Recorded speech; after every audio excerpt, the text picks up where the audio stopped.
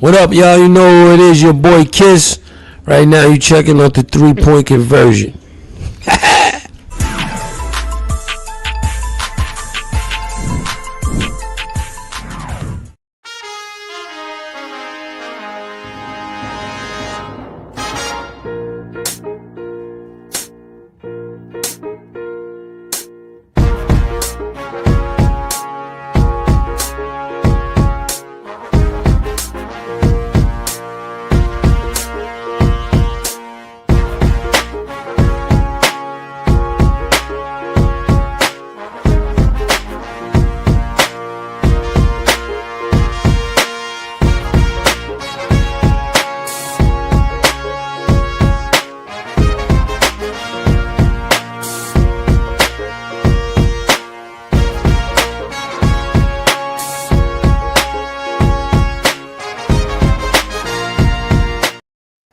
Yo, what up, what up, what up?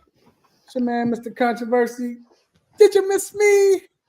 We are back inside the 3-point conversion sports lounge. And of course, I got my guy to my right. Mace, what up, dog? Happy Wednesday, my brother. What's good? What's good? Hey, man. Hey, man. Bruh, very, very busy week in sports, man. I mean, personally, it's been good, you know.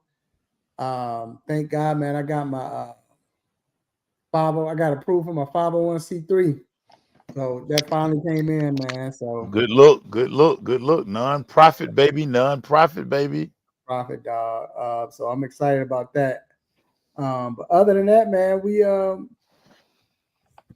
good, man. Like I said, it's been a very interesting week, man, and excited about this week and what's been going on in sports, man. If you don't love sports, I don't know, dog. This is the wrong time not to love sports. I say that, Mace. I just say it's the wrong time to love sports, not to love sports, dog. With everything that's going on, man. It's all the drama that's been going on. NBA's been good so far. This has been a lot of good stuff, man. You know, so hey, dog, I don't get it if you don't like sports. I can't see how you don't like I sports. mean, hey, and that's fine, man. Make it do what it do for yourself. I guess so, because I still don't get it. But anyway, dog,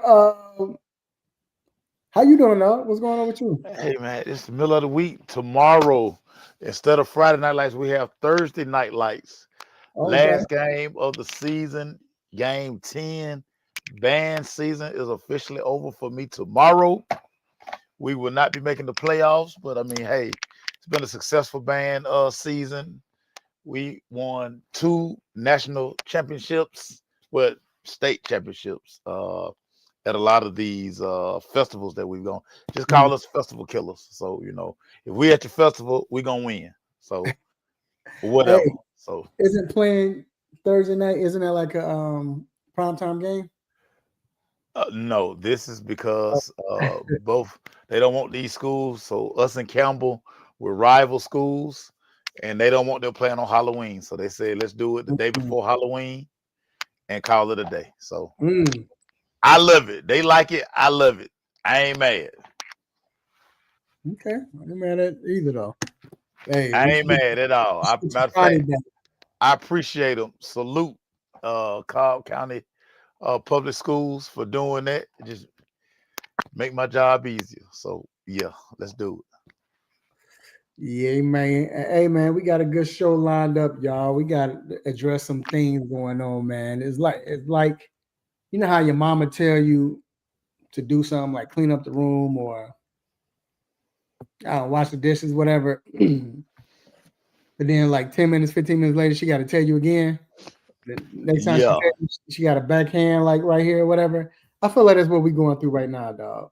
I feel like that's what we're about to go through because we're bringing up a lot of stuff that happened that we talked about last week. It's still an issue, you know. For instance, man, we got to talk about the Falcons again, bro. It's we got to talk about the Falcons, dog. We just talked about what should they do, what should Rod do, should the fans panic, whatever. Then we get what we got on Sunday. So we got to say it again, dog. So then we got to talk college football. Another firing happened. Somebody was bought out again. So I don't know, man. I smell the trend, but I'm gonna get your opinion on that. I wonder if that's what you see as well. We'll get into that also. And then, man, NBA season started, bro. We're here. It's been very interesting, man. The best players have stepped up, and I want to know right now who you think is playing the best so far as players, man. So these numbers are sick, ridiculous. But yeah, I want to know who you think has the best number so far. And then we got to talk baseball World Series. I don't know if you've been keeping up, Maceo, been watching, but Come on, man. I stayed up for all 18 innings, big dog. bruh, oh my God, dog. I paid for it later on that day, but Yeah, of course. you couldn't stop watching it. You just You couldn't. and I'm gonna get into it because that was, yeah, we're gonna get into it, man. I can't wait to get into it. Anyway, man, then we got quick hit, stop it. Please let your family and friends know to listen to the show and watch the show live on the 3 Point Conversion Facebook page, also on the 3 Point Conversion YouTube channel. Yo, it is time to get to these quick hits. Let's get it. And first off, hey man, this is wild right here. Louisiana Governor Jeff Landry told reporters today that LSU Tigers football AD Scott Woodward won't be involved in selecting the next LSU football head coach. The governor saying this now. Yeah. He said he'll let the president pick him before he does. Wow. He said he was upset with the 10-year, $95 million contract that they gave Brian Kelly. I'm gonna let you take the first stab at it, bro. This is wild. LSU is a state school. They're funded by the state. The governor runs the state. Mm-hmm. He looking like, so it sounds like that him and the president and some other people on top, the AD probably not gonna be there. Yeah, so they're trying to work on something. that's what that sounds like. And we're getting ready to be in November. National Signing Day is December, that second week of December. Right. They have to get on this because they had a pretty good recruiting class already committed. They've had a couple of guys already decommit. So yeah,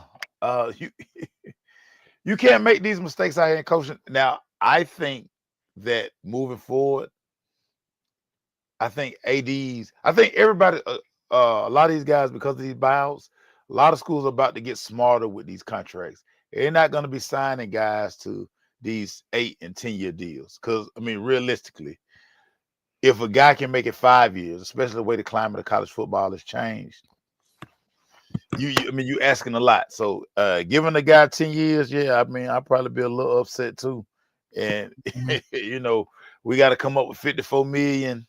And now they're working on some stuff to try to get it knocked down. They were saying something about he played too much golf, so that cuts into it's something crazy going on out there now. But they don't want to give him 54 million, so they're trying to give him 20 million. 20 million. So right. It's crazy, but I mean, here we are. Yep.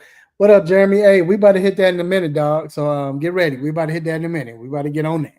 But it's wild. But it's just like I understand that fact that they run it. It's just weird just to hear that. Like, nah, this dude ain't whatever. Like it's about to be a wrap for him. I mean, just called him out, dog. Like he wasn't subtle with it. He didn't say maybe or I think. No, he just came out with it. So like, wow. So that's funny to me. Moving on, my Chicago Bears signed safety C.J. Gardner-Johnson to their active squad today. The Bears are hurting at the DB position, man. Everybody and their mama's hurt. 2 starting cornerbacks are hurt. 3 starting cornerbacks were hurt because your nickelback, Kyler Gordon, he's hurt also with Tyreek Stevenson, and then of course Jalen Johnson. So everybody's hurt. So they have to Everybody hurt. So yeah, so they're trying their best to get right or whatever. But it might be a good signing for that. Get a veteran guy. And he's played with Dennis Allen before. Played for Dennis Allen before. So I like it. We'll see what happens with it. But they had to make a move. So good choice to get a veteran. And then last but not least, man, the Detroit Lions signed defensive end Aiden Hutchinson. For 4 years for 151 of those things, dog. Yeah. I'm sorry, for 180 million of them things. My bad. 180 million of them things, a 4-year contract for 180 million of them things, which 140 million of them is guaranteed. Yeah. Highest paid non-quarterback contract ever. Wow. I guess, well, I mean, you need right now it's a quarterback league. You know what I'm saying? Yeah. So it's definitely it's a quarterback league. I get that, but I just say, what's up, Jacob? I say that, man. Like, okay, you think Caleb is the future, so you got Caleb, you got Jordan Love. We don't know about JJ McCarthy yet, but I mean, wow, like, do you think at this point, because he probably is your best defensive player, I should say. Yeah. And I guess they're saying that, he can play 10 plus years like this. Yeah. Whereas Gibbs might not play, but we hope he plays most, but we just going by law averages. Right. It might be 6 more years, if that. If lucky. I mean, so the top 3 positions that's always gonna get paid in the NFL: quarterback, protect the quarterback, go get the quarterback. Right. Those 3 positions will always get paid. We've seen it with TJ Watt got it twice. Myles Garrett just got it. The other Bosa brother got it. If you can affect the quarterback, you're going to get crazy money. That's just the way of the world. So him being, his age, he's a young fella. Going to tie him up. He coming off an injury, but he has a motor that doesn't stop. He's pretty much lived up to the billing. Why wait till we get to his contract year, worry about franchise, all that stuff? Let's go ahead and sign him now. Reset the market, because if somebody else get paid before him, now we got to spend more money. So it just makes sense to go on and do it now. So I mean, I'm not mad at it because he plays a premium position in the NFL. Again, quarterback, protect the quarterback, go get the quarterback. Those 3 guys, if you're elite at that job, you're always going to see the bag. Right. You're not even going to have to fight for the bag. The bag is coming, period. Yeah. All elite pass rushers, they get the bag. Michael Parsons just got it. Every elite pair, if you can affect the game from the edge, you're going to get paid. So, I mean, it's the cost of doing business in the NFL. I don't see no problem with it. No, I mean, like you said, it's true, because the number 1 position right now in the NFL is what? The quarterback. So quarterback. Why not? What up, Marlon? So it makes sense. Yeah. All right, man. So that wraps up quick hits. Well, let's get to the topic, because Jeremy already wanted to bring it up. So the Falcons, Mace, what do you think after what you saw Sunday? What you think the temperature is now? Because remember, we got on them last week and we talked about, should they fire him or what should I do? What's going to happen and all of that, right? Yeah. And they come back horrible, look horrible. I don't know if you watched the whole game or if anybody watched the whole game. I don't know if you could stomach the whole game, but we saw what happened. So is Rod's seat the hottest in the NFL right now? Yeah, probably. It's probably the hottest seat. Well, first let's go back because I kind of said from the outset he probably shouldn't have got this job. I mean, and you're starting to see Yeah. all of the people that they actually interviewed for this job. Yeah, he probably uh wasn't the best choice, and it definitely we can see it now. He definitely wasn't the best choice. Um, a lot of expectations was going into this season.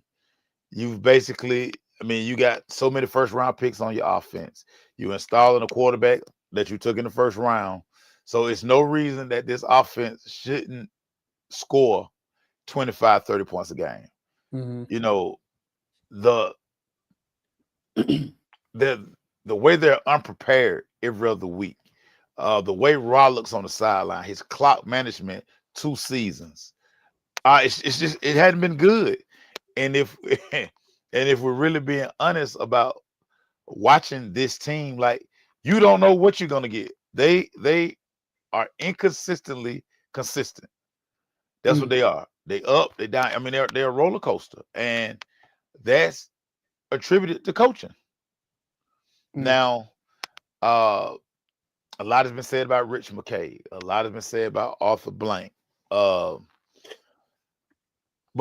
Rich McKay has been the constant. And I know for a fact that he put up a big fuss about certain guys getting his job because he knew those guys were going to come in. The first thing they were going to say is that he got to go. Right. So he did a lot to protect his job, protect his standing with the Arthur Blank Foundation, with Mercedes-Benz, all the things that he does. So this hire was like a self-preservation hire. I mean, again, if we're being honest, this team with this coaching staff, nothing is going to be done. And you already saw a big hit in people not renewing that ticket. It's a lot of people who just let their PSLs go last year, who didn't renew their tickets, and it's going to be more people this season. Can you imagine what's going to happen if they go to New England Sunday and get beat again?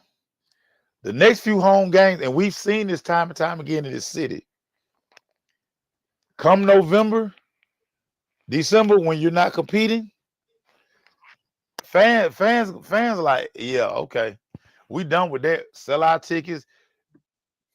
That dome will be empty. And that's the loudest chatter you can give front office, is that nobody is coming to support this, or you're gonna have a stadium full of the other team fans. Mm-hmm. And we know that's gonna happen. It's coming. Hey, the fact that they ran Bijan Robinson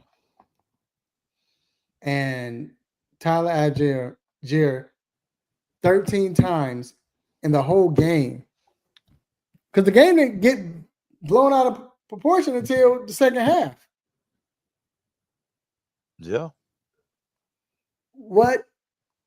I think they ran Bijan 5 times in the first half.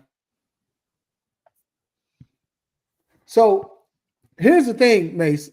This is what I'm saying. Mace, they played a team that was where They they played coached.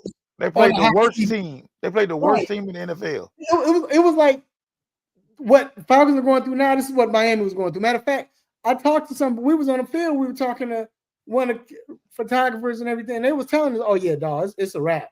He's probably not going to be here. This guy's not going to be here. Oh yeah, it's thick in here as far as the tension and then they come in and blow the Falcons up like they did. Blow the doors off the Falcons. So I'm just not understanding what's going on and why they would allow Miami to come in offensively and defensively, do what they did. One team was more prepared. One coach was coaching for his job. The other coach, again, doesn't have a clue. Mike McDaniel dialed up everything possible. And it all worked. Like he was in his bag. It all worked. Hey, it you know what, Mace? It seemed like Rob was getting sabotaged by the offensive coordinator and the defensive coordinator. But here's the crazy thing, though. This is the crazy part. After the game, and you know how, like, so you can tell usually in NFL, any sporting, like when it's NBA, professional, they don't hide the fact that, hey, this guy needs to go because you get bland answers.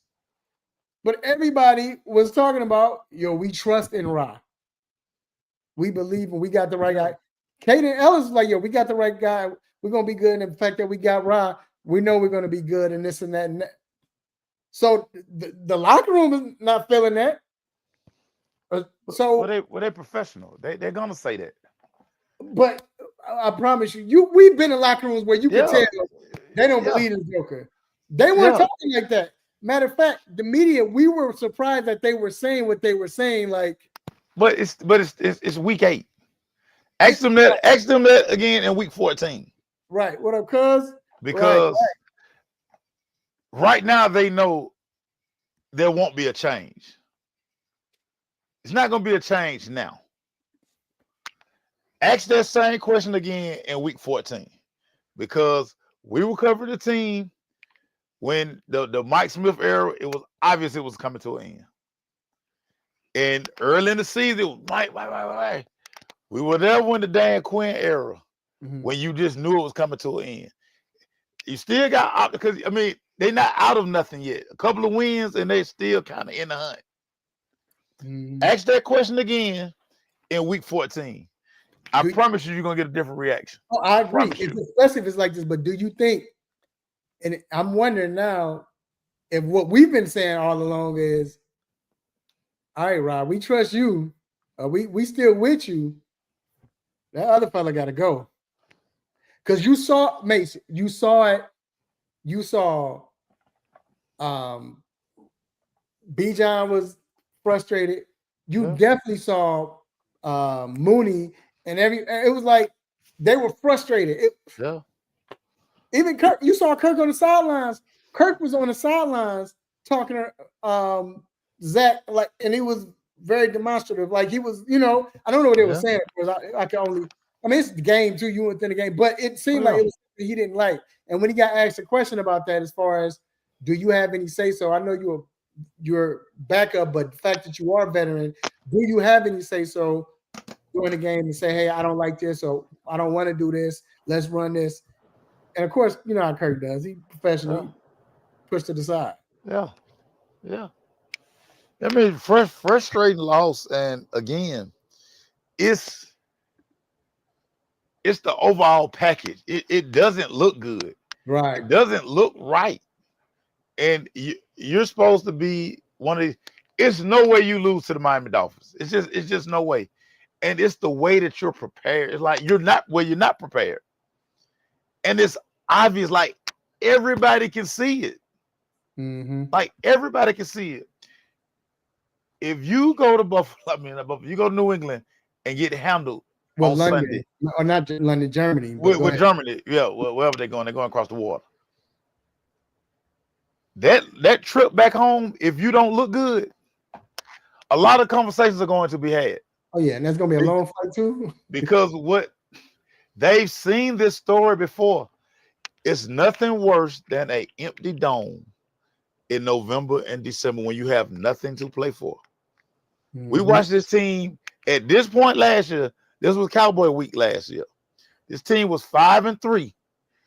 Had everything, had already swept the book. They had everything in front of them.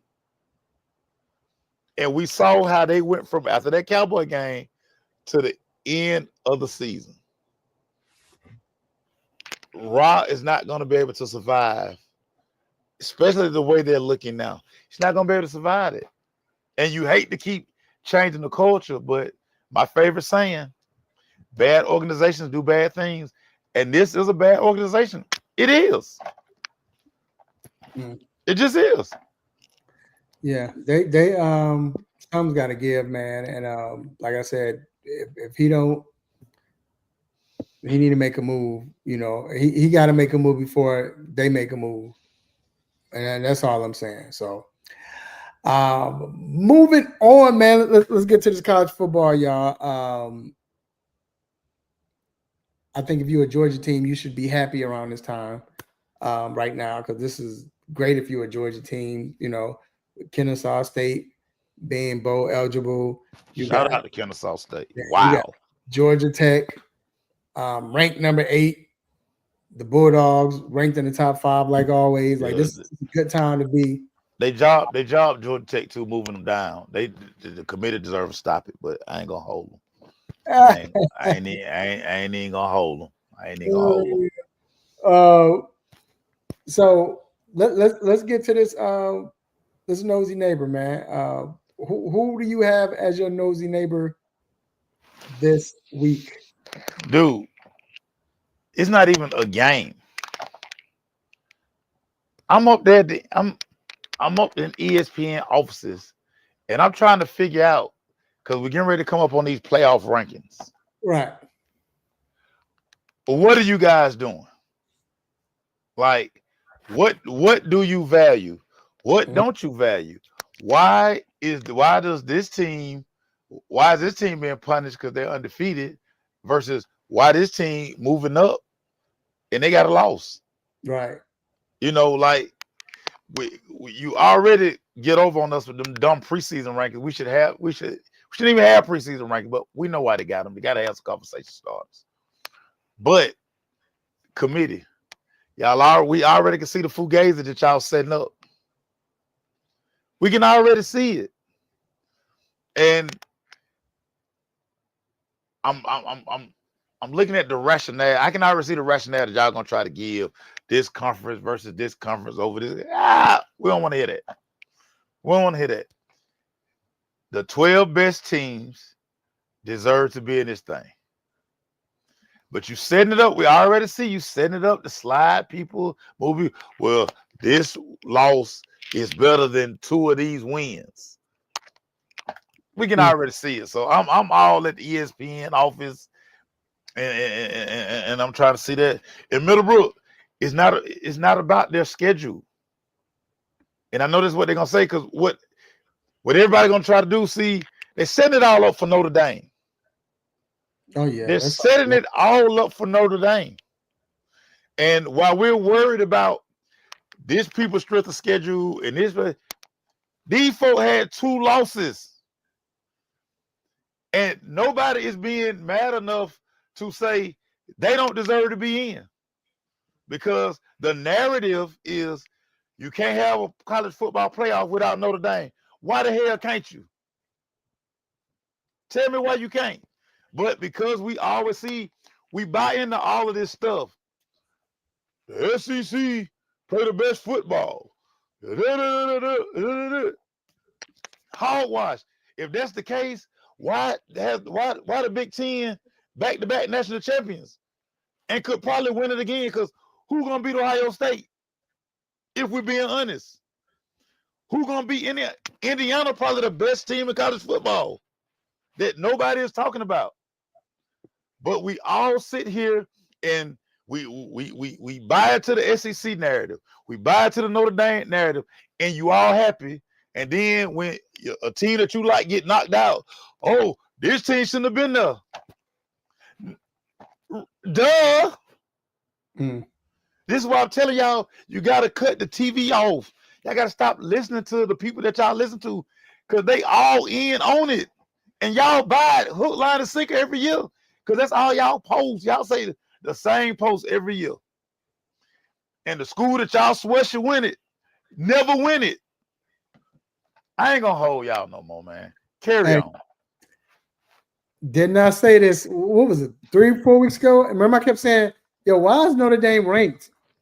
They were like 2-2, 3-2. They were ranked.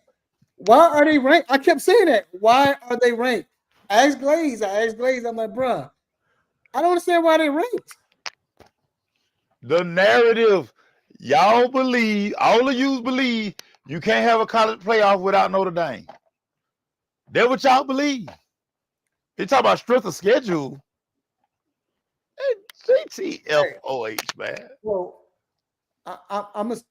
Well, I was gonna say I was gonna go there because you already went. You been nosy, so I'm gonna let you be nosy there. I'm gonna go somewhere else. You know, I'm telling you, man. I'm going to Ohio State, dog. I'm gonna be nosy because Mace, y'all heard it here first. I'm not saying they're gonna win, but how crazy would it be if Ohio State feels so comfortable and they like we beating everywhere, which they the best team in the country, but a James Franklin-less Penn State come up there and shock them just because Ohio State didn't. Because you know how, let's be real, you didn't play football. It's certain teams you just like, oh, we already know we're gonna beat them. I'm gonna tell you, I can name teams like this, whether it's college, NFL. Dallas Cowboys, every time they played the Arizona Cardinals or Phoenix Cardinals, they knew they was beating them. Yeah. You just could tell Green Bay Packers, every time they play the Bears, you know they beating them. When the Lakers used to play the Clippers back in the day, you know what I'm saying? Shaq said he didn't even work out when he scored 61. It was his birthday. He was ready to. Yeah. You just know. This how they feel like when they play Penn State. But this Penn State team, James Franklin's not there. Didn't Penn State win last week? Yeah, but I mean, come on. Who could they play? I mean, they ain't playing nobody. I expect them to win no more the rest of the year, but yeah, I mean, talent. They got powerful talent on the squad. They weren't gonna lose last week. What up, cuz? What up? What up? I'm just saying. Yeah. I'm just saying. Hey, I don't trust. Hey, put some money on it if you feel so good about it. Put some money on I'm not saying they're gonna win, but that's why I said I'm being nosy because I feel like Ohio State is overlooking this team. Nah. And matter of fact, who does Ohio State have next week? They're not overlooking them. I promise you, they're not overlooking them. Who does Ohio State play? They play Purdue, so they good. Yeah. I'm just saying. They're not overlooking. Trust me. Just remember this conversation. Even if they beat them, but if they don't beat them I'm just being nosy because I just feel like Ohio State is on top of the world. They're on cloud 9 right now. But I'm gonna say this, and I can say this respectfully because I talk to my guy Tim Walton every week. Right, Marlon. That team in Columbus, I'm just telling you, and you got to think about this. They hadn't even unlocked their two best weapons yet. Cornell Tate getting all the work. Mm-hmm. They ain't even unlocked Jeremiah Smith yet because they ain't had to. Right. And that Ohio State defense, listen, they are telling their offense.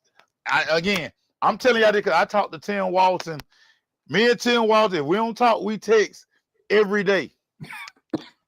I'm telling you, that defense is telling the offense, just give us 17 points. We got it from there. No, I agree. They got the best defensive coordinator that was in the NFL for like. And that's what's so crazy. He gets to recruit 25 first-round draft picks every year. Mm-hmm. I'm just saying. All I say is I'm being nosy because I just want to know what's the temperature. Because you playing Penn State. We gonna beat them. I'm just saying. I'm just being nosy, dog. I just have a feeling. You know how sometimes when you nosy, dog, something ain't right here. I just feel. I just got that. I'm just being nosy just to see. You know what I'm saying? Maybe I'm trying to. This how rumors start. But I'm just being nosy, dog. I'm just saying. Okay, cuz. Hey, Marlon. I'm just saying, Marlon. I'm not saying we're gonna win, but I'm just saying, Marlon, I'm with you. I'm with you, dog. Something just ain't right, dog. That's what I keep saying. Something ain't right. It just seems like with how crazy college football has been this year. Even if Ohio State wins, you just gotta. I just got that feeling like something crazy gonna happen. It's gonna be like, okay, what your boy say? What the hell? What the hell? I'm just It saying. ain't gonna happen in Columbus. I can tell you that now. I'm just It ain't saying. gonna happen in Columbus. So, but let's jump on this, man. Excuse me. We saw Brian Kelly. We talked about it earlier in the show. Brian Kelly gets fired. They bought out, what was it, 80-something million? What was it? 54 million. I'm sorry, 54 million. But they're trying to get a reduction on that thing. They're trying to find some loops. Right. So I'm saying, and I'm wondering, we saw, because who was the first coach they bought out? Because it wasn't Franklin, it was somebody before him, right? Or was it? Wasn't it somebody you was telling me they bought him out? Or maybe that we were saying they was going to buy Kelly out. Yeah, we were like he was next. We were saying they was going to buy Kelly out. But I'm wondering, Mace, is this about to be the new trend? Because remember before this, we kept saying we were talking about, which I know he's glad he's good now that Alabama's playing well. We were talking about DeBoer. Like we were saying DeBoer, we was like, hey, they're not gonna buy him out because it's too much money. Now we're starting to see a trend. And you already know how it is in college football or in sports, period. You know what I'm saying? Hey, we follow the trend. You know what I'm saying? The copycat league, copycat industry. Do you see this happening with the other coaches who got major deals? Can you see them getting bought out if they don't come up to par? No, I mean I think the only guy left who has a big buyout who at some point, and I think it'll be a mutual like partner ways is Dabo. I think he the last of the Mohicans. I think. What about Notre Dame? And Marcus Freeman ain't going nowhere. He locked in. He's not going nowhere. And because Notre Dame, they play the entire game. Right, they do play. He's gonna get what he wants, and they're gonna be competitive. Dabo, because he won't, 6'7", 6'7", 6'7", 6'7". He won't play the game. It's either you all in on high school and you're gonna just develop and take a beating, or you're gonna jump in the portal and get kids that you need, like help your program immediately. So right. I think he the last one, because I think he got like right now his buyout would be like $60 million, and Clemson would be like, hey, look, how about you find you a job? We're not gonna fire you. Let's just mutually part ways. We have a difference of opinion. You want to go somewhere else and structure your whatever that is that you want to do, and we're gonna get somebody here who wants to play college football in 2025, 2026, 2027, whatever year they decide that we need to do something else. Okay. And then I know you said what you was talking about, James Franklin. What you been hearing? Yeah, listen, James Franklin is going to get one of these open jobs. And I mean, when you think about it, why wouldn't you hire James Franklin? If you Arkansas, if you're Florida, if you LSU, why wouldn't you hire James Franklin? Because he's going to probably it's going to be much easier for him to recruit back down this way than it was at Penn State. It's a hard sell to recruit at Penn State. It's way over there, ducked off in the corner over there. You're not going to get, you're just not going to get those dog kids, them Florida kids, them Georgia kids. They just not going to Penn State. Right. Uniforms, bland. I love the uniform, but these kids, it ain't got no swag. They ain't got multiple uniforms. They got multiple helmets. Them kids don't like that. Like, They're gonna get Pennsylvania kids who've always wanted to go to Penn State. You're gonna get Jersey kids who always wanted to go to Penn State. Kids from Georgia. Now you might get a kid from Georgia, but he ain't no dog. He just gonna say, I play in the Big Ten, I go to a Power 4 school. I'm going to Penn State. The dogs, they not going there. James Franklin, we know he can recruit. If he can recruit at Penn State, he gonna kill it at LSU. He gonna kill it at Arkansas. He gonna kill it at Florida. So he is a name that a lot of people feel like within the next 3 to 4 weeks, he's gonna have a job. Because again, you got to get a guy in place before signing day, which is in December. And that's gonna come by fast. So you got to get on the recruiting trail. The kids who already committed, you got to see if you're gonna actually recruit them. Yeah, and I mean, yeah, but see, DMV kids, they'll go to Maryland. They want to play in ACC. They go to Virginia Tech. They not going to Penn State. They just not going to Penn State. One too goddamn cold. And I don't think. See, a lot of y'all ain't been to Happy Valley. It ain't nothing to do up there. And I mean nothing. Like I said, I think the only person that get up there and might be able to recruit, because it has to be a legend or somebody who's known for winning and known for putting people in the NFL. And I told you told me he shouldn't go, which I'm not mad at you for that. I understand, but I told you I think it should be Kiffin. He's the only one that has a chance. If he goes, he'll be able to recruit these players. Other than that, I can't see nobody else going up there to do it. But I can see Lane. I can see Lane, but other than that, whatever. So we'll see. Dan Mullen. What? Now listen, Dan Mullen name is coming up for some of these coaching jobs. Right, but Dan Mullen only problem is he don't like to recruit. That's why I'm saying. And if you don't like to recruit, now maybe he learned his lesson. Because he like, hey, if I'm gonna get one of these jobs, because he's not trying to be stuck out there in Las Vegas. He's not trying to be out there. They're not paying what the SEC paying. He want to get back to them SEC dollars. Right. And he want to be relevant. He's not relevant out there. That games kick off at 10 o'clock at night on our time. We ain't watching it. Yep. No, I agree. So let me tell you what we've been watching. It's this NBA, man. I've been on it hard, bro. The Hawks, though. Let's stick with the hometown real quick. What don't you like? Well, what do you like first about the Hawks so far? Let's go with what I don't like. Okay, let's go. Because they're going to tie in to the team. Okay, I don't like Quinn Snyder. Mm. He's not the coach for this team.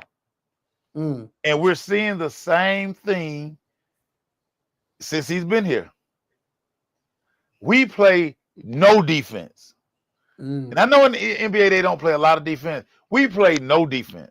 No. Like Chet Holmgren came in here and gave us 35 Saturday. Easy 35. Chet was balling. I mean, easy 35. He don't even go off for 35 like that. Shea gave us I looked at the box score. I was like, wait a minute, Shea had 30? That was the easiest 30 I ever seen in my life. They always be doing that crap. Yeah. But Quinn Snyder is not the guy for this job. He's not the guy for this team. He's just not. We got O, who is our center. He out here shooting threes, and he out on the block like team just rim run. They just rim run on us. And we already know we kind of playing 4-on-5 because Trey just playing the passing lane. Trey not playing no defense. And teams know it. So we need a guy who gonna come in and at least make it look like we trying to play defense. We're not even trying to play defense, and it's terrible. Hard to watch. Man. It's hard to watch. And then he give us them silly ass quotes in his post game presser. That one they like ask him no question because he gonna say the same thing. Hey, so I'm gonna play devil's advocate. I just want to play. Let me see. Hold on. Oh, what am I doing? Anyway, I want to play it because I just want your opinion on this. So, you know what? I can't even do it, bro. Because you're right. They've stunk so bad the last few years. I can't even say. Because I want to say because you with Nikhil, I like Nikhil. Jalen, you know, he's been in and out, whatever. You gotta stay healthy. You gotta stay Yeah, healthy. right. And I think Jalen, I think Saturday just kept him out just to keep him out just because it's back to back. But no, you're right, man. They don't play defense, and you can't win. I just giving up 135 points. Bruh, both home games we done gave up like 140. Like it was in the, it was in the going into the fourth quarter. They had like 110. I'm like, how you give up 110 points in 3 quarters? So yeah, what I do like is I guess I like Nikhil. I do like him. I Yeah. like the way he plays. You know, and it's going to take consistency. It's going to take about game 30 to kind of really know what Atlanta has with the Hawks. Yeah, You by know, that time we're gonna be getting up 150 a game. it don't make no sense, man. But It's just hard to watch, Ralph. You be sitting there with me, you know it's hard. Like, I was like, come on, man. bruh, the best thing that happened Saturday was the versus battle was on, so we could watch the versus while like trying to watch that. Like, man, like Juvie going off, man. Shea right. going off too. Stay going on. Who? Okay, let's move on to the NBA. Who do you think so far? Because all the top players have been great. Who do you think right now is playing the best basketball right now? Man, gotta be. So, matter of fact, let me do it this way. Let's go through. We're gonna go through. So with Joker's averaging a triple double right now, right? Yeah. Here are Joker numbers. Joker's numbers are where's Denver? Okay, this is what he's averaging. He's averaging 20, 11 assists, 11.7 assists, so 12 assists and 15 rebounds a game. I mean, it's early, but still, that's ridiculous, right? Yeah. Okay. So let's go to Giannis. This is what Giannis is averaging. This is ridiculous. So Giannis is averaging 36.3, 7 assists, and 14 rebounds. Crazy, right? Yeah, man. All right. Let's go to Wembanyama. Balling. Wembanyama is averaging 31 points a game, 3 assists, 13.8 rebounds a game, and 6 blocks a game. 6. Yeah, dog. I know he's only played 2 games, but Luka, 46 points a game, 12 rebounds, and 9 assists. Or 8 assists, I'm sorry. So right now, out of them 5, who do you think? And then Shea is averaging 31, 6, and 6. I'm sorry, 35, 6, and 6. Who do you think is playing the best ball so far? I'm giving it to Wemby. Man, Wemby going crazy. And I remember talking to the strength and conditioning coach last year when they were here. And he would just say, like, year 3 is gonna be the year where it all start coming together. Mm-hmm. You just look at him now. You can tell he's dedicated himself to the weight room. He's gotten bigger, as big as he probably can get with that damn frame. I just want to see him on the bench press one time or whatever machine he be using because he's so damn tall. Right. Got such a freak. But the things that he's doing now, and his confidence has grown so much. I mean, he aggressive blocking these shots. Like, he trying to get everything. Like, it's like he want to be MVP and defensive player of the year. Like, this year.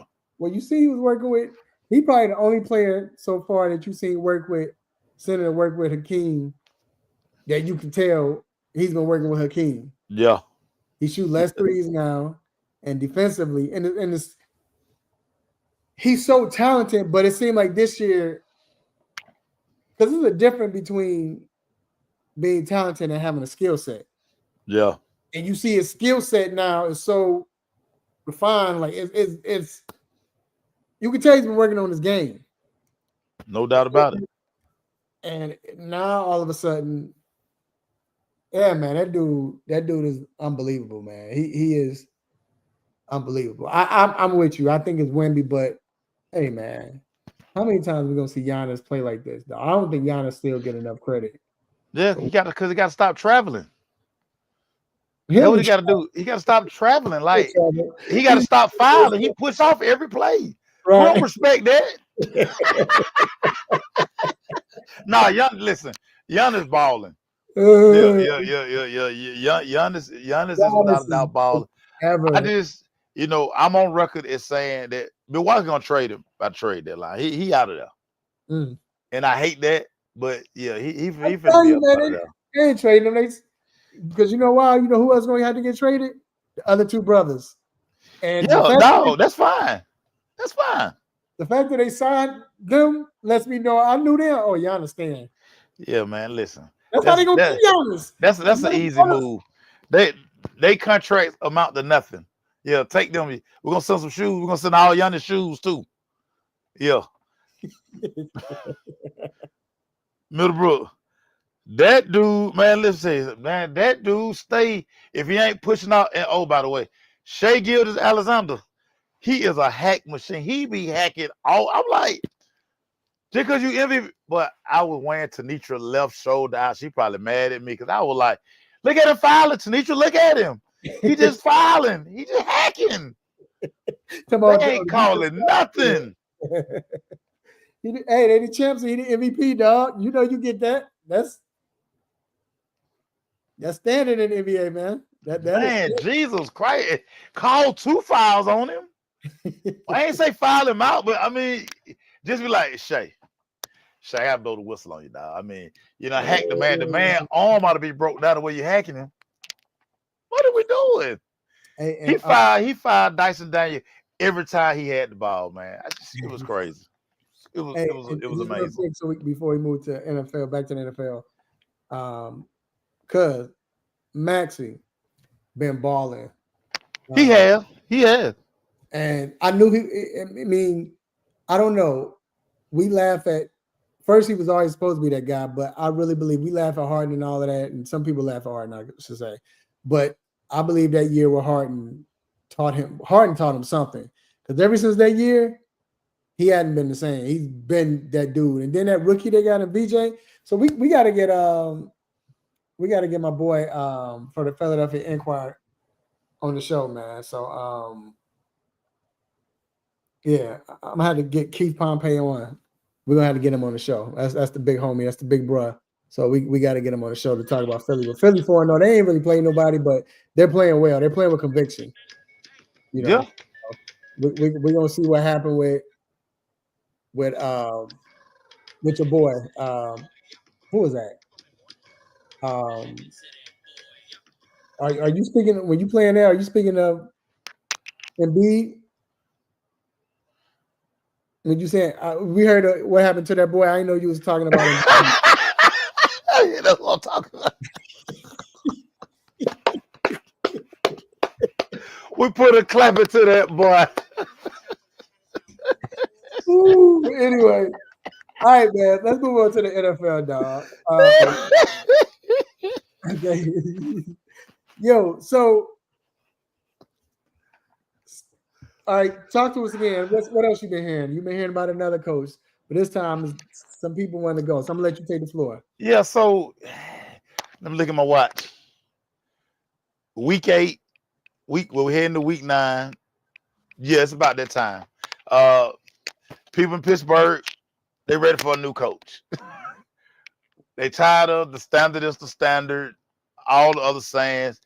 Always around this time of season, after a loss, they're ready for Mike Tomlin to go. They say Mike Tomlin has been there too long. Say it's the message is stale. for him to be a defensive coach, he cut his teeth on the defensive side of football. This is the worst tackling team in the NFL. They just, I mean, they give up yards by the pound. They're tired of it. If you tune in to Philadelphia, not Philadelphia, Pittsburgh radio, if it's 10 callers within an hour, 9 of those callers are like, we need a new voice. It's time to get rid of Mike Tomlin. And listen, he goes through this every year, but I think now it's a little more amplified because now you have a quarterback, you have an older quarterback that you sign him, you sign Jalen Ramsey. I mean, you kind of pushed all your chips to the middle of the table. Right. What is the future of this team? Like, you can't expect Aaron Rodgers to play the next 2-3 years. So a lot of the people in Pittsburgh are like, hey, we need a whole new regime. Like, enough of this. Enough of this. So, it's about time. Week 9, halfway through the season, that and of course everybody can say, well, he always end up with a winning season, but they hadn't won a playoff game in almost 10 years. Mm-hmm. And this is Pittsburgh we're talking about. You talk to any Steelers fan, all they're gonna talk about is they see, we got 6 rings. We got 6 rings. Yeah, so what? When last time you won one? Hey, it seemed like everybody in their mom was open. Mace, you could have went back out there, dog. I think I could have went, dog. We'd have been open, dog. I'd have got like 30 yards receiving. You could have got like 50. Dog, everybody in mom was open. Dog, if Kraft is their best player, now trust me, your boy be dialing up some plays and some schemes, for the Packers. He can coach. I'm gonna give him that. Right? Oh, yeah. But if you're the defense, it is no way this guy should be open 5 yards within somebody next to him. Yeah. Like, come on, man. Yeah. What are we doing? Yeah. So, it like you said, for him to be a defensive guy, Tom was my favorite coach of all time.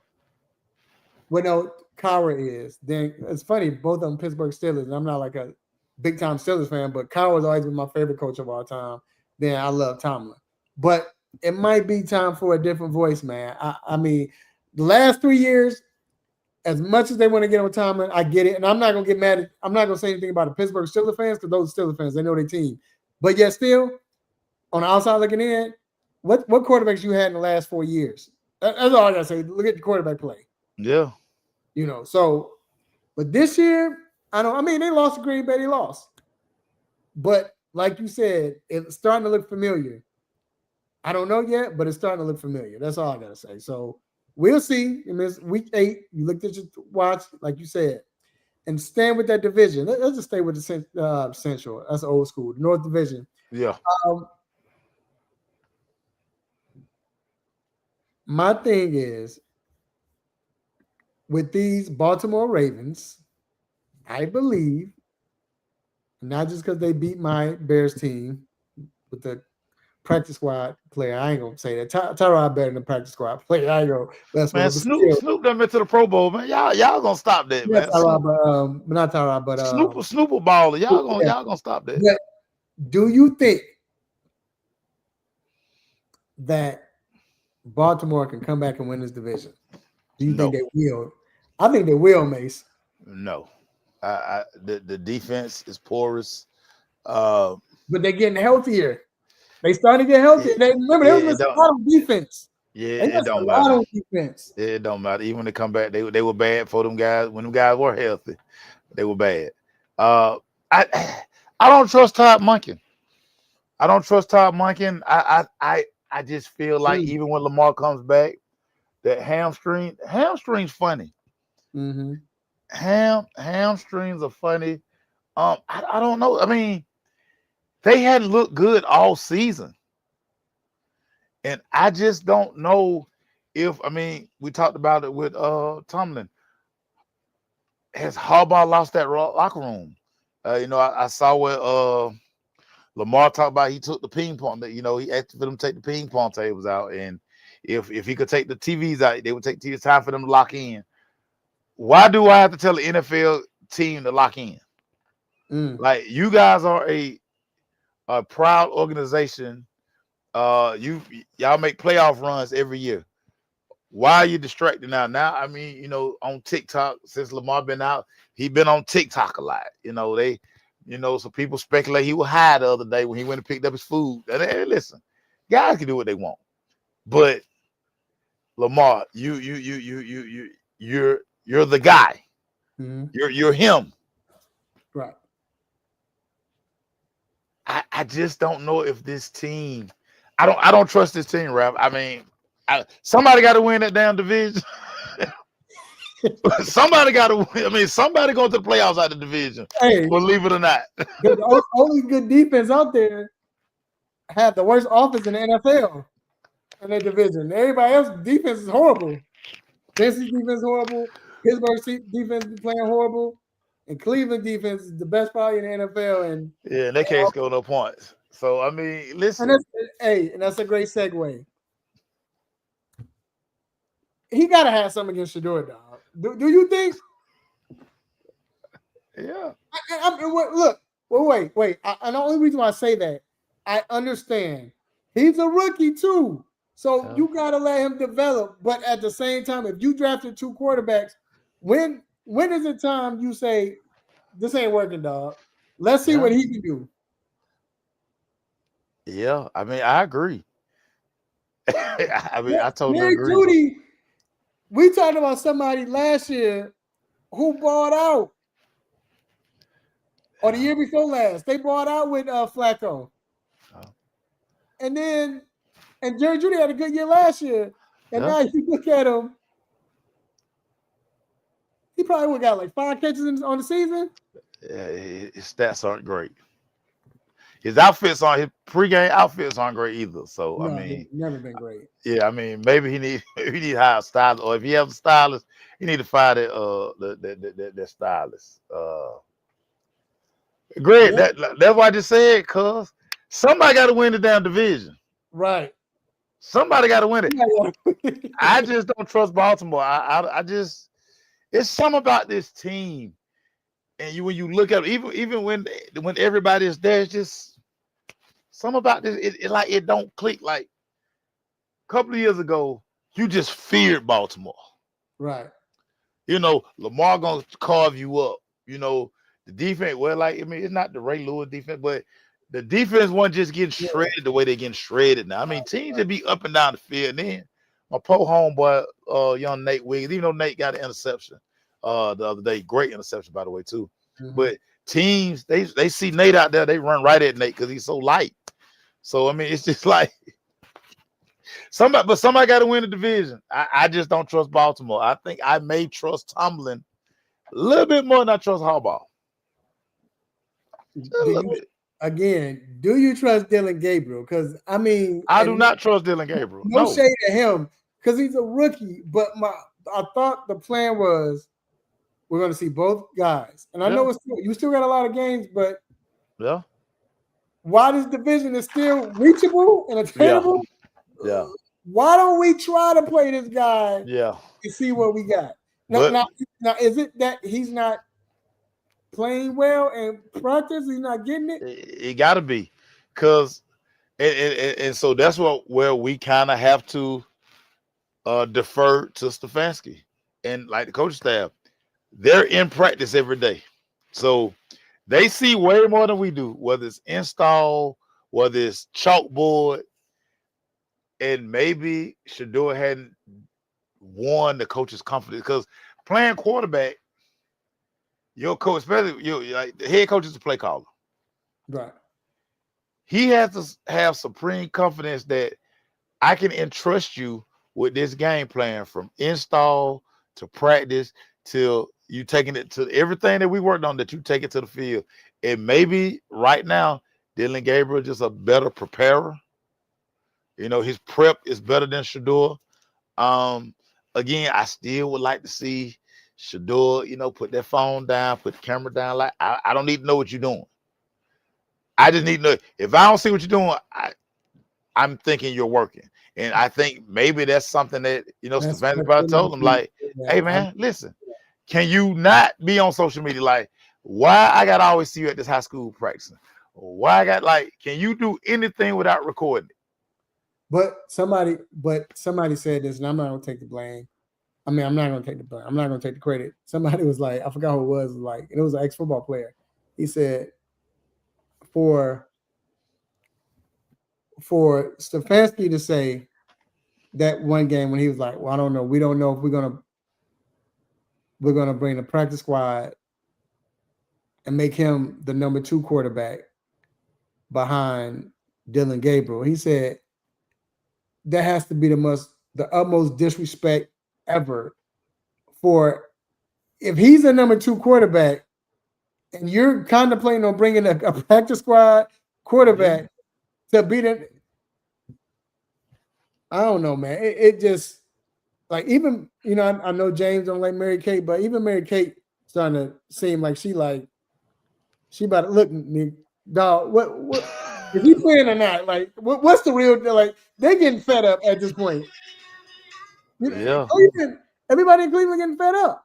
So I mean, even your man's Miles Garrett, without saying it, he kind of said it. He was like, man, look, what are we doing? Right. What are we doing? And me and Marlon were talking earlier today. He was like, man, why don't they cut him? Hey, they're making too much money off him. I mean that jersey. I mean, you see them jerseys, like you sent me the picture of the Haslam kids had the jersey on. Yeah, I mean, I don't think if nothing else, if nothing else, I mean, you gotta love his swagger and bravado. And I mean, he Deion child, man. Yeah, right. Just let him. But no, it ain't that the team doesn't want him. I don't think it's the team. Because if the team didn't want him, he wouldn't be there. It's Stefanski and maybe the GM don't want him. I told you, hasn't want him. Yeah, but I mean, clearly your man's hold the cards because like, nah. Dylan Gabriel is out here stanking it up, but he's still like going. But let me say this about Dylan Gabriel, and I got to give Dylan Gabriel credit.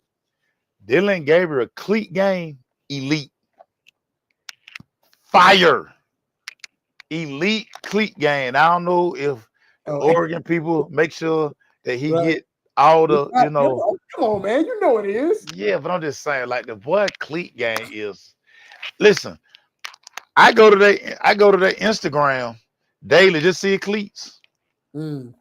Cause then he was fire all week, and then he come to the game on Sunday, something totally different. So he gonna be his cleat. He all pro in the cleat game. So that's big for me, cause I am so jealous of the cleats these kids got today. Every time I see a cleat I like, I tell my mama, y'all had me too early. Y'all had me too early. I need to be in this era with these cleats all in y'all pockets. Because I have a different pair of cleats every week. I'm just telling you. I went to my nephew high school game last Thursday. Kid had some rhinestone Jordan cleats. Tough. Yeah, I'll be up there. Shout out to before we go. Shout out to Garrison Hurst. I'll be messing with him. I'm with the fast release, I guess, also. But I'll be I'll be paying attention to everybody's cleats, dog. And that's why I miss Ray Ray. Ray Ray not there no more because Ray, he was the one that Mooney be on sometimes Mooney at show. Every now and then. But Ray is always. Yeah, Ray cleat game was tough. Ray always, but yeah, man, I'm with you. It's like, man, you think about cats, think about Deion. Just think if Deion was playing back then, or playing now, and Deion was a fashion trendsetter. Yeah. Just the way Deion used to wear his pads, shoulder pads, dog, was just like think to me like elite. Right. So yeah, I'm with you. I'm with you. Yeah. But we'll see what happens. We'll see what happens. But all right, man. Let's take this quick break, man, so we can bring in family in the building, man.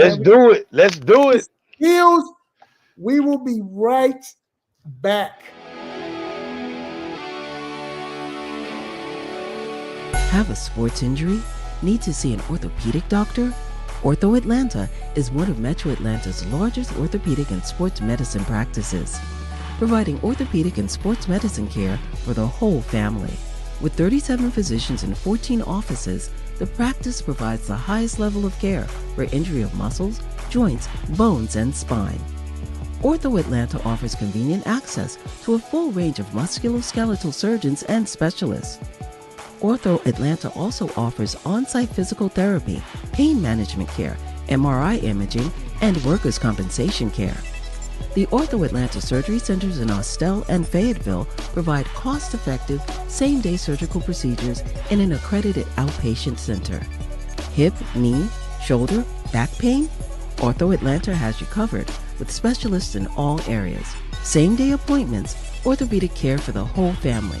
Ortho Atlanta, Atlanta's choice for orthopedic and sports medicine care. Learn more at www.orthoatlanta.com. Hey, it's Chuck the Iceman Liddell, and you're listening to the 3-Point Conversion.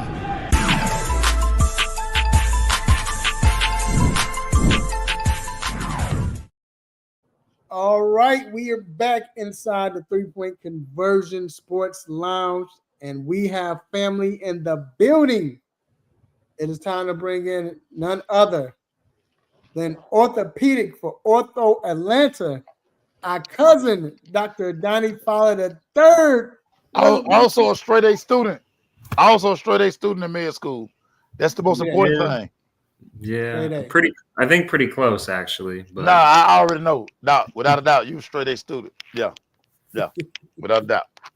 What's going on, Doc? How you doing? I'm doing good. How are you guys? Baseball, the World Series, Doc. The World Series. Listen, I totally despise the Dodgers, but I might have given me an LA hat. That's probably the only MLB hat I don't own because I just totally dislike the Dodgers. But I'm not gonna give me an LA Dodger hat. I think it's time. Hey, they done spent $1 billion on the roster. Right. Yeah, very true. Well, they're losing right now, but Good. What's the score? 2-0 Toronto. Let's go, Toronto. I mean, it's only the second inning, but yeah. Oh, okay. Doc, we got some questions to ask, man, and it can affect fantasy and just period. I mean, I know this question affected my fantasy team because I went and picked the backup to play in. Michael Penix Jr. said he felt that he's trending in the right direction with the bone bruise in his left knee. Do you think he plays in Germany? I do think he plays. It sounds like they're planning to give him more reps as far as starter. I'm sure Atlanta fans do not want to see the return of Kirk Cousins. Like I told Atlanta fans 2 years ago when they signed him. But so I think he's going to play. I think they know they need him. And we're getting deeper into the season. So now I worry about Michael Penix. He's had about 8 knee surgeries in his career in college. So, I mean, certainly I'm sure they're going to, be smart with him and not necessarily throw him out there if he's not ready. But from reading between the lines, it sounds like they feel pretty confident that he'll be playing this weekend. Okay. Doc, another quarterback, and this time is our favorite uncle, Joe Flacco. He has an AC joint injury, Doc. Quarterback can't play with a bad AC joint. Talk to us, Doc. Do they have to go back to Browning? My God. Yeah, well, and I honestly, when we get to our picks later, I made my pick thinking that Flacco's going to play, which is definitely in question. But I mean, no, obviously, and then it's on his. It's not like it's his non-throwing shoulder; it's his throwing shoulder. So if you sprain your AC joint, then I mean, if you're a running back, and we'll talk about that, I think in a minute too, it's a different story than if you're trying to throw a football. So, I mean, they can pad it, they can inject it. I'm guessing they think they need Joe Flacco out there compared to what they saw from Jake Browning earlier Right. This is why they traded for a 40-something-year-old back in the first place. So I'm sure they're going to do everything they can to get him out there. It's not like you're no disrespect, but it's not like they're trying to save him for the next 10 years kind of thing. So I think they're going to try to squeeze everything out of him that they can. So obviously they're going to be respectful to him. And if he doesn't feel comfortable, he won't be out there. So when they say he's 50-50 and that technically he doesn't need any practice reps to be able to play on Sunday, I mean, I believe what they're saying. Yeah. So I think it's kind of a crapshoot to see what kind of happens. I mean, the man know every offense in the NFL. I mean, just plug him anywhere. When they said 50-50, I thought they were talking about his age. I didn't know they were talking about his chances of playing. So, but anyway, them dice. Come on, 7. Come on, 7, please. Right. Hey, and that's more so the receivers probably putting that out that he's 50-50, hoping he plays. Jamar Chase. Right. And Higgins, all of them. Running back too.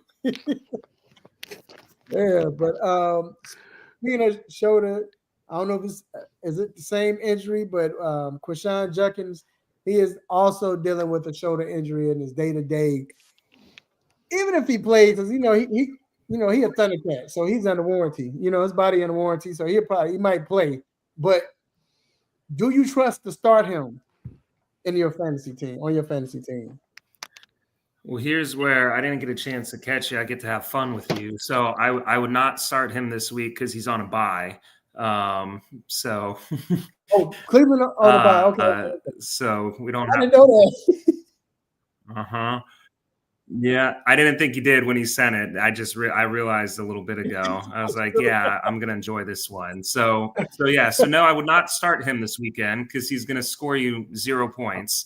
But with him being a running back and getting basically now 2 weeks to recover for week 10, I would expect to likely see him out there. They can obviously, like we were just talking about with Flacco, they can inject it. They can put a lot of padding around it. He does not have to throw the football.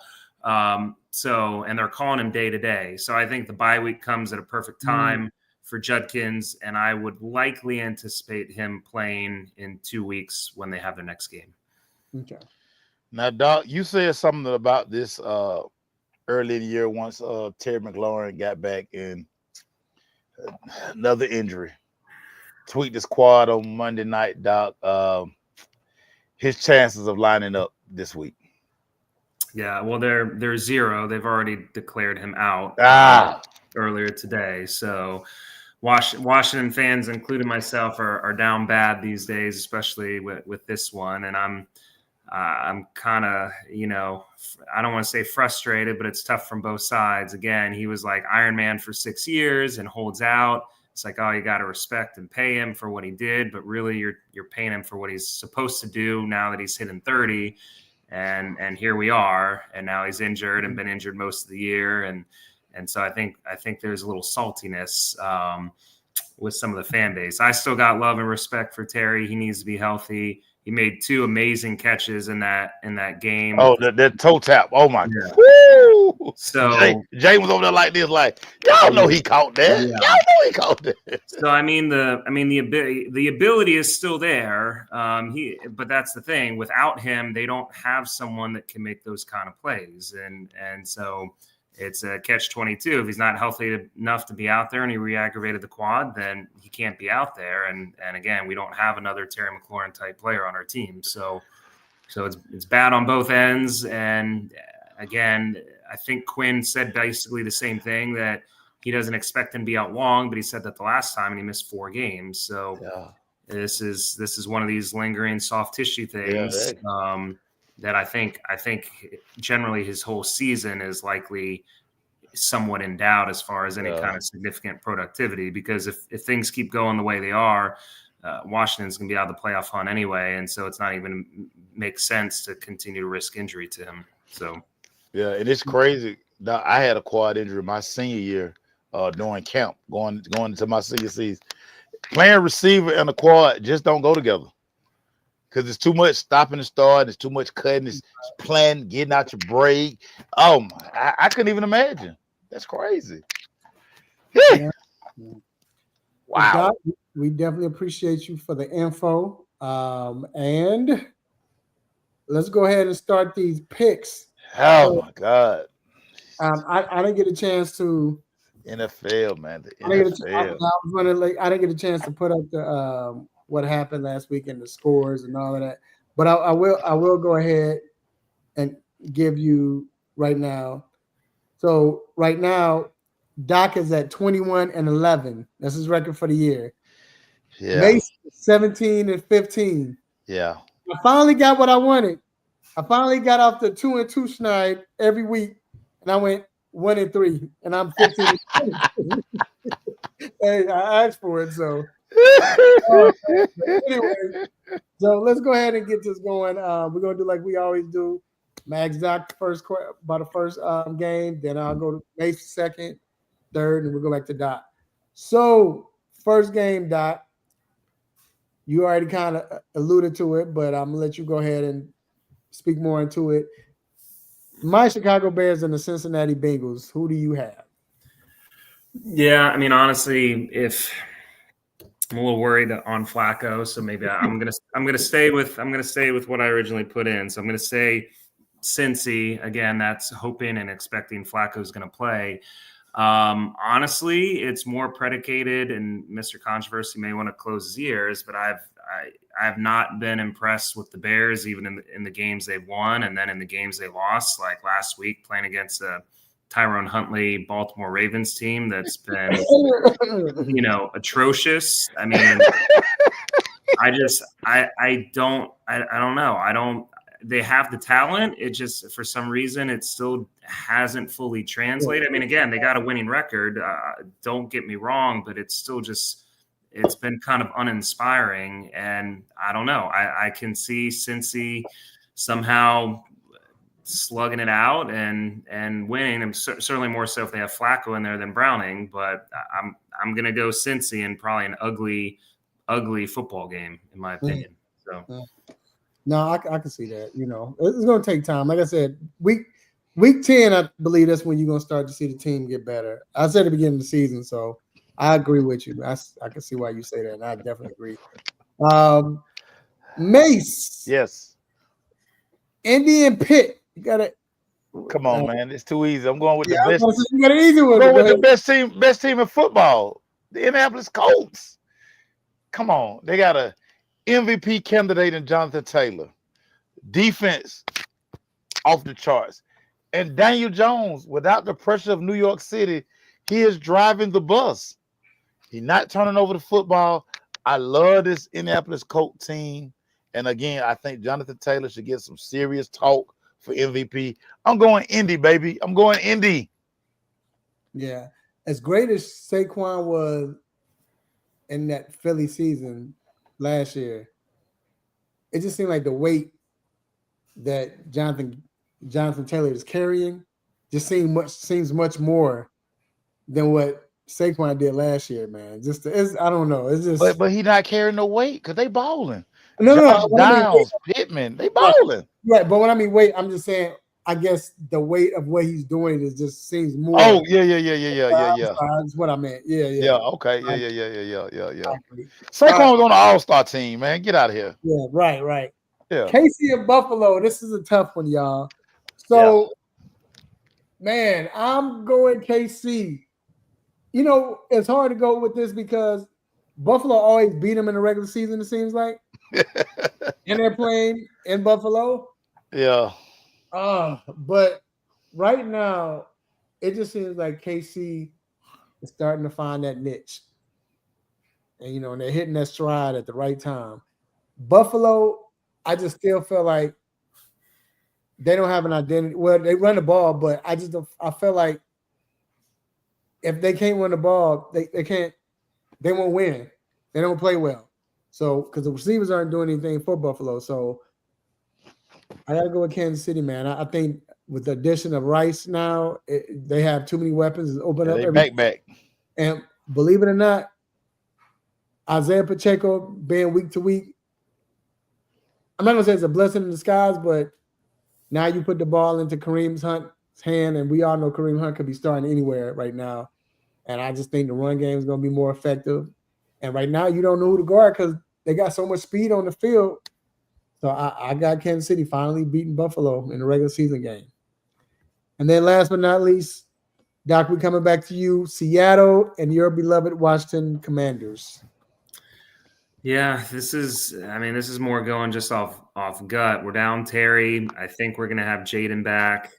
For some reason, I feel like we're going to have a bounce back game. Quinn's going to have them somewhat focused. Seattle isn't as scary to me as KC or Detroit, who we have coming up, which we're probably going to lose that game. So I think they know that if they lose this game and then they probably lose to Detroit, we're 3-7 and we're definitely out of it. So I think this is truly a must win for Washington. And I think God bless him, Jaden, if he can keep his butt healthy, will somehow inspire the magic of last year and lead us to a narrow victory. So that is that sounds like a fan right there that said that.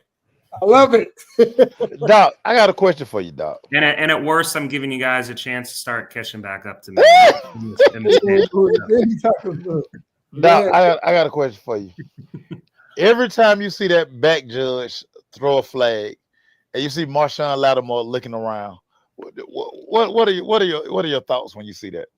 I mean, he actually had one good interception against Mahomes in that first quarter.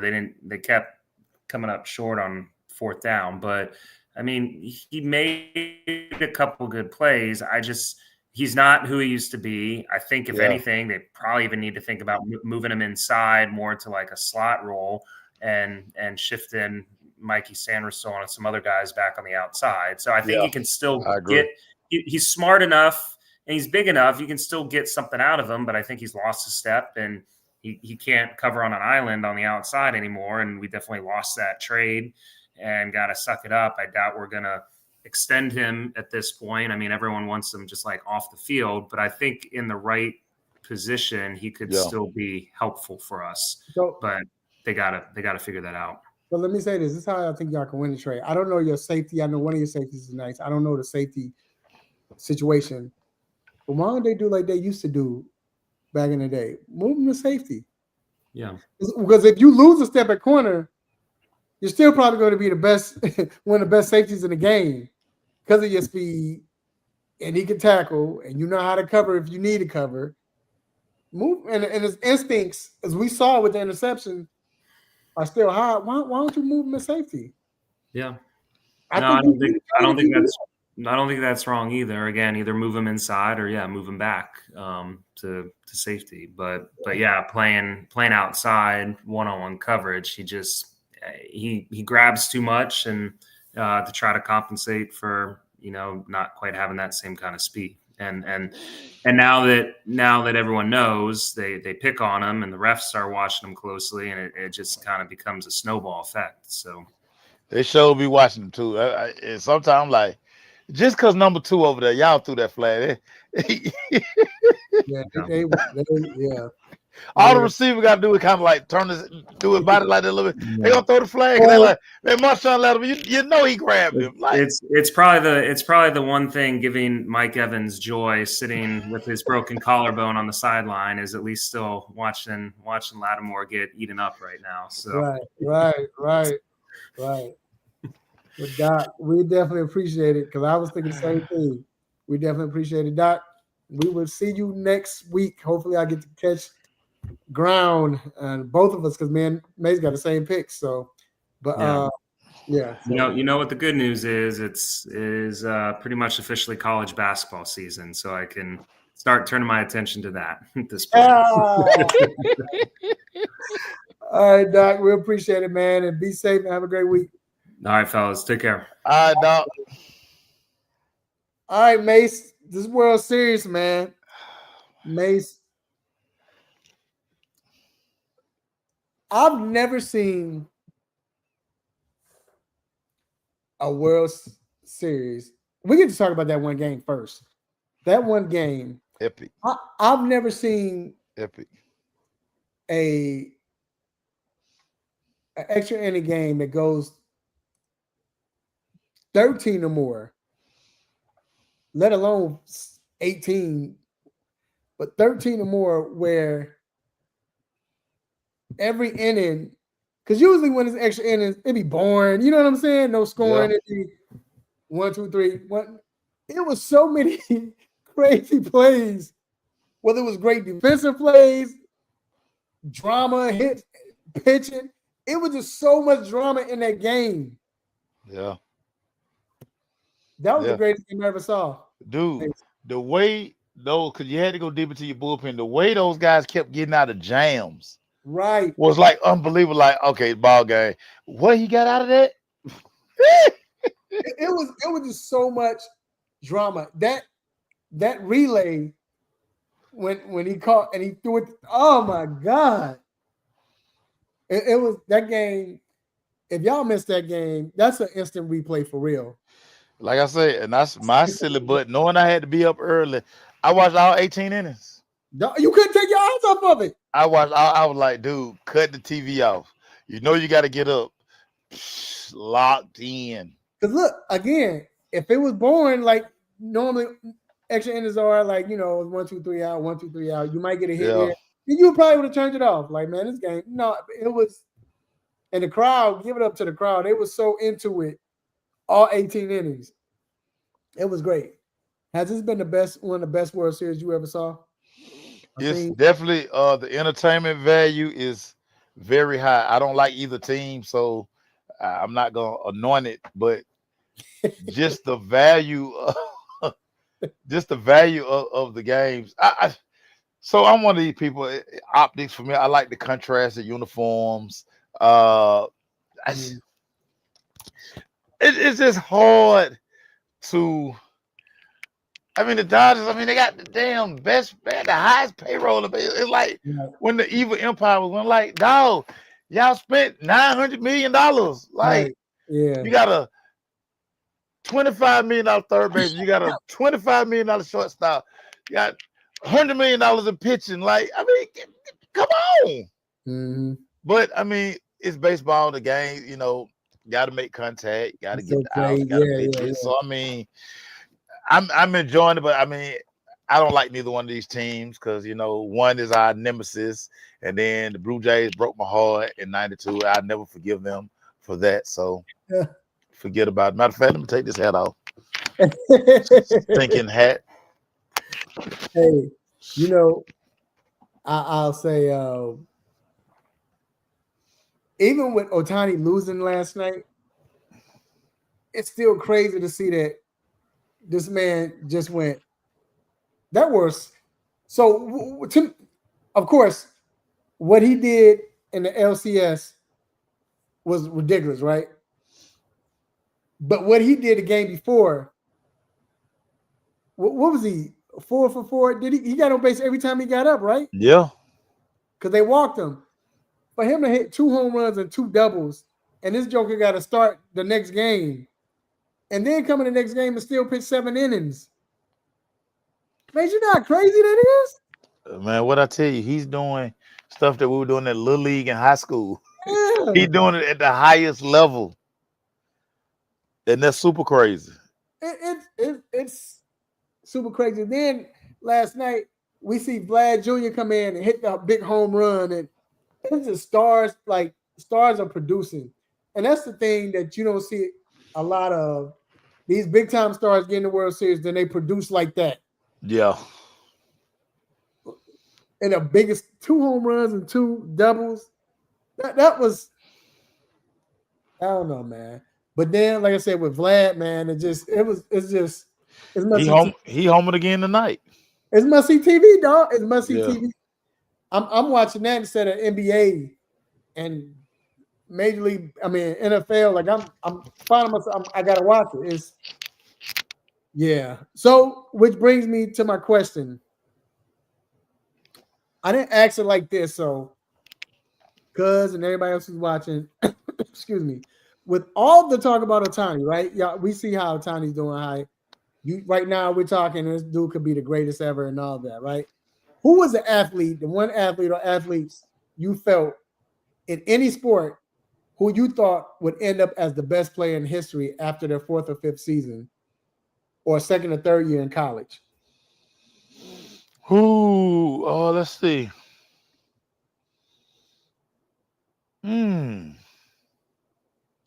So I'm gonna start with Bo Jackson. Football. Because I've always felt. Go say it too. I always felt he should have just played football.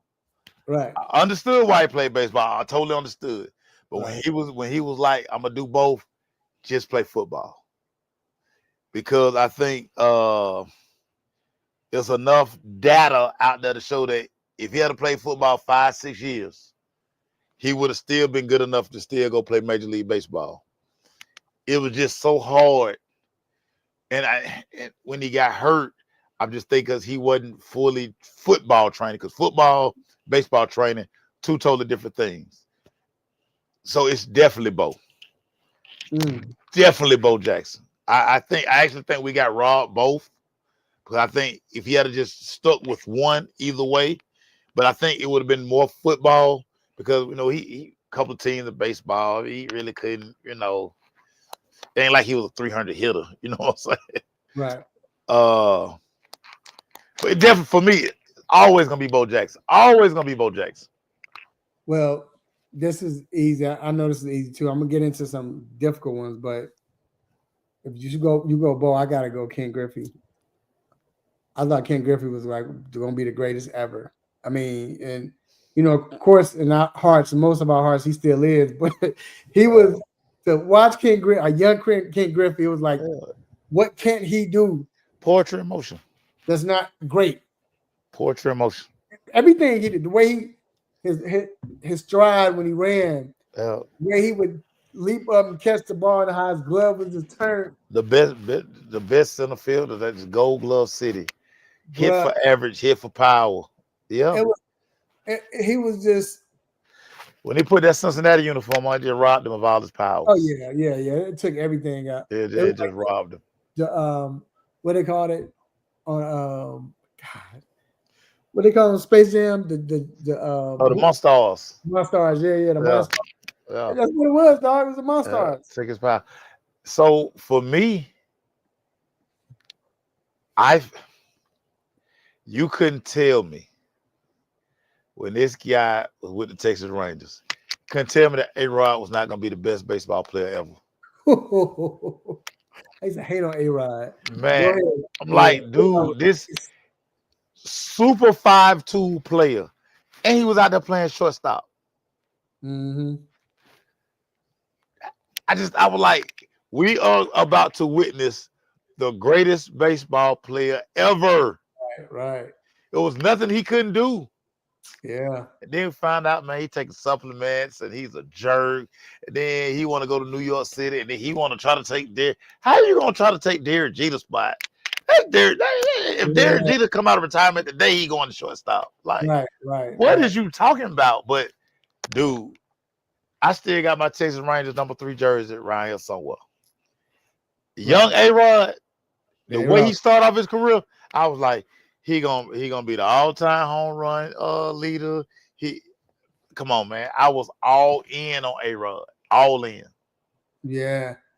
I was, because we're not necessarily the greatest athlete of all time. When I say athlete, I'm just saying, because I don't want to use man or woman, just whoever. But I'm saying for that sport, you thought it was going to be the greatest in that sport. Yeah. That's what I mean, because my bad if it. Yeah. I mean, dude.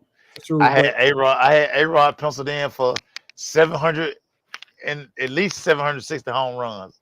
Had him penciled in. Had him penciled in, dog. Believe it or not, dog. Believe it or not, you crazy, you tripping. Because I know Rice was the greatest. But believe it or not,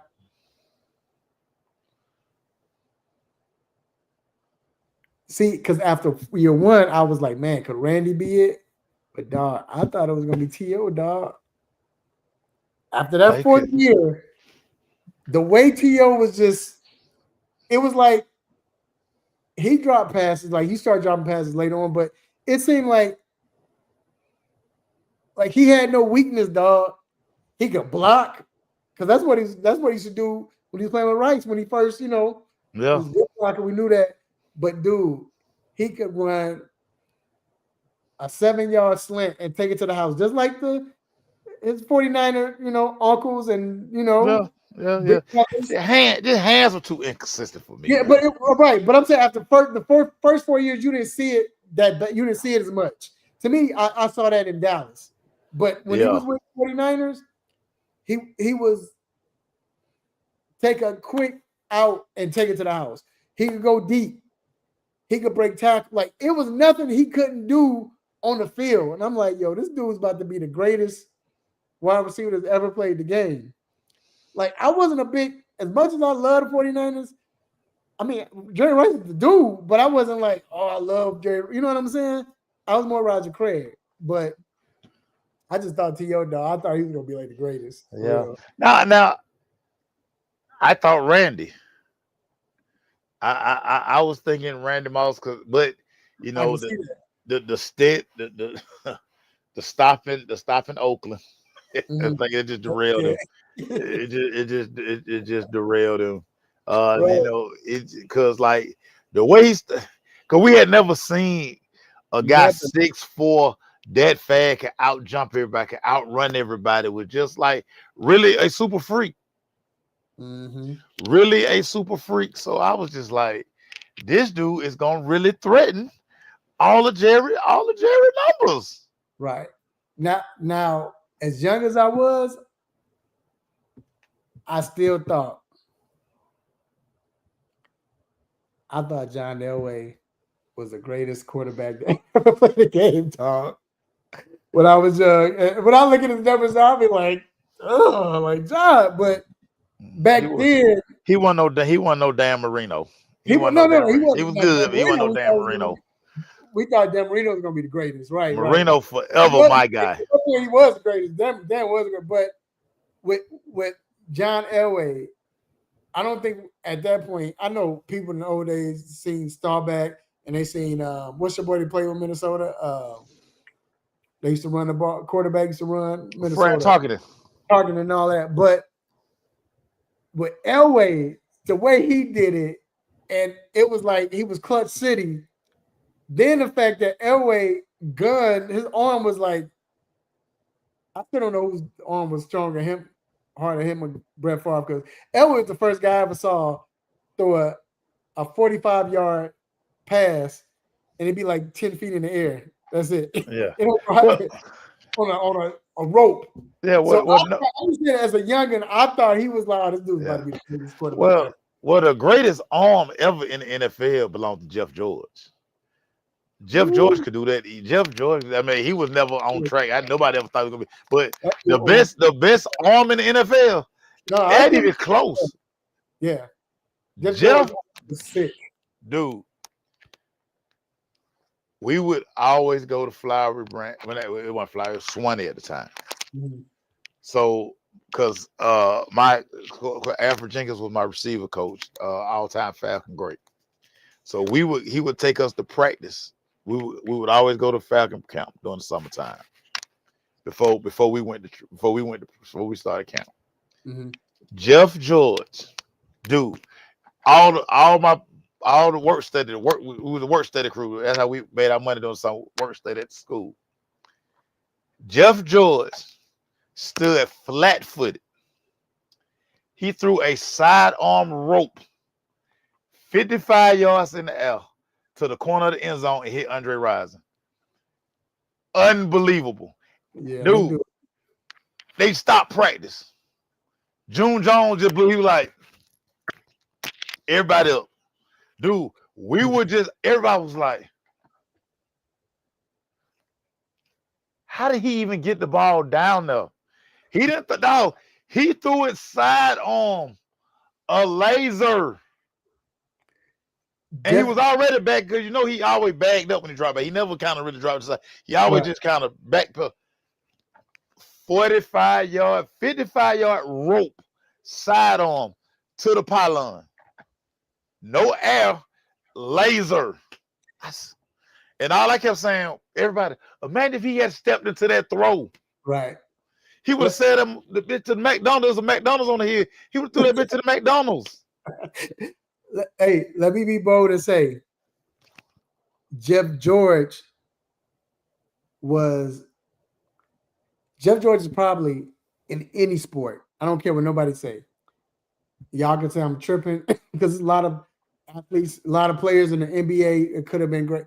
But Jeff George is, to me, by far, is the greatest talent to not be a superstar. Oh, yeah. I would agree with that. Sports. And also, he was definitely the biggest jerk. He was a super jerk. Yeah.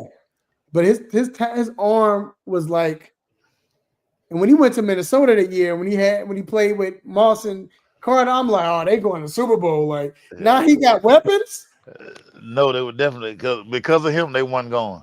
This Joker was a whole jerk.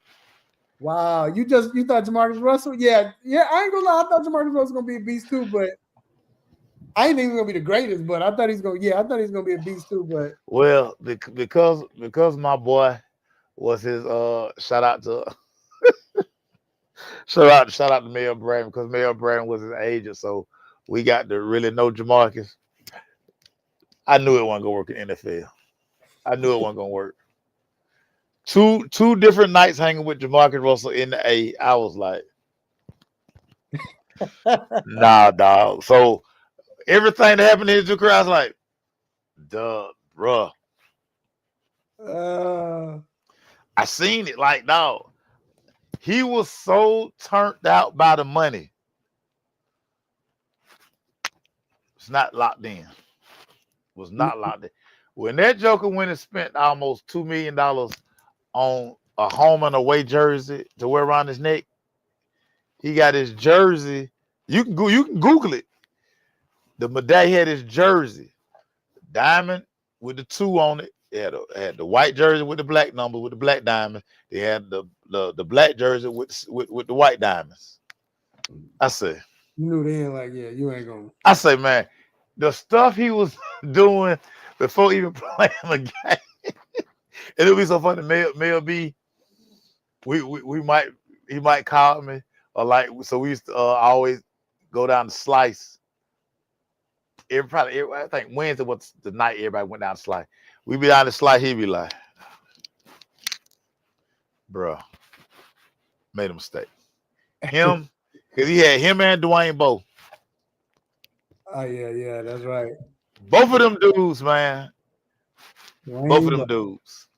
Now defensively, I thought, I ain't gonna lie, I thought, and I could have been true.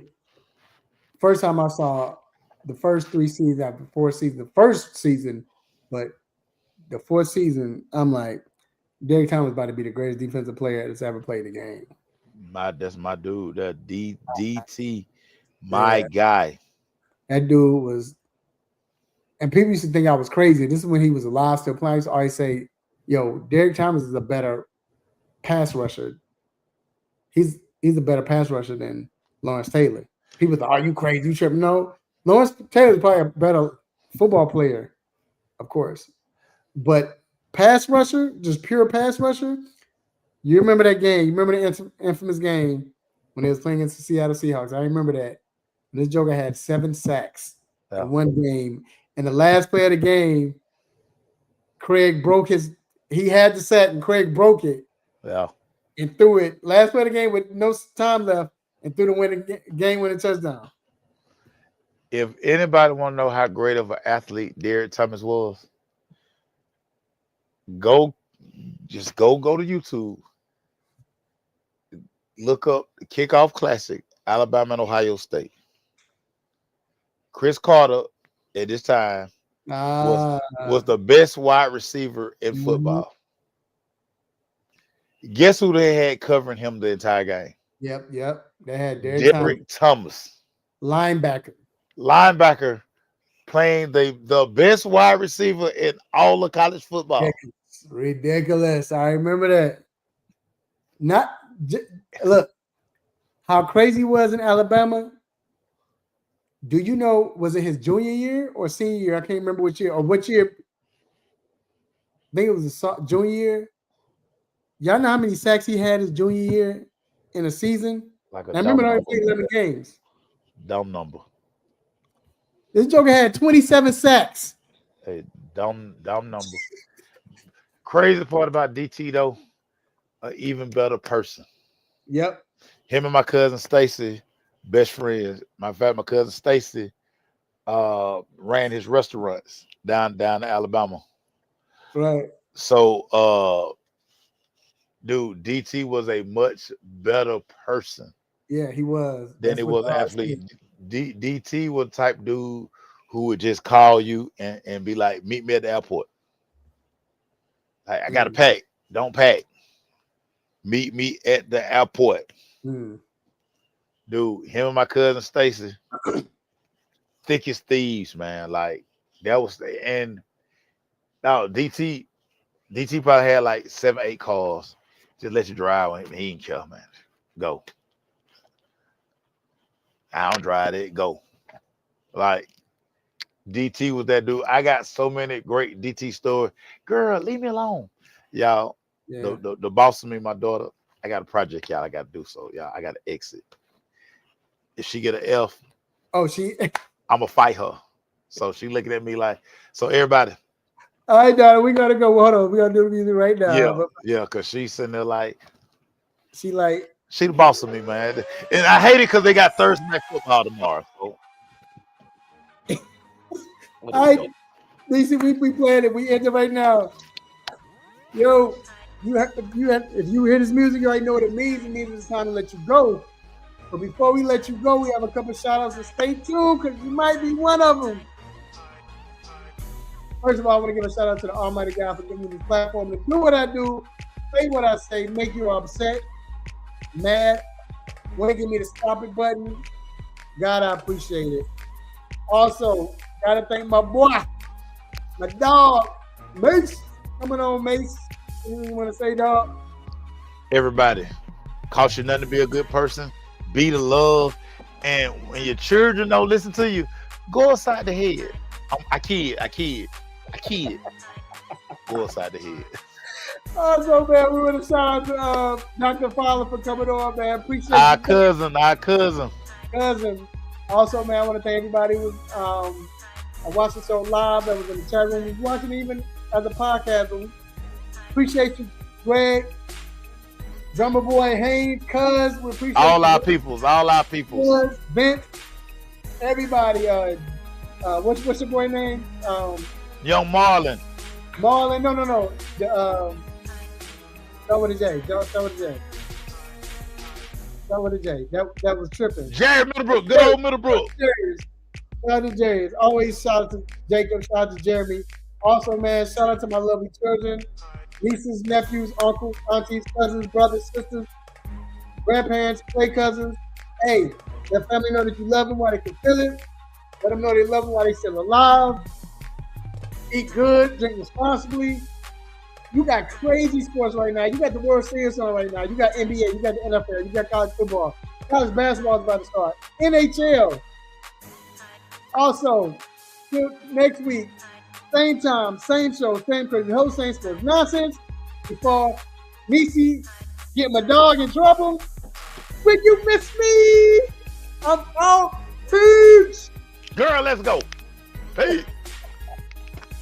What's up, family? I'm Real Mike Rob. Make sure you tuning in to the 3-Point Conversion Radio. They got all of it, and they keep it funky. Let's get it.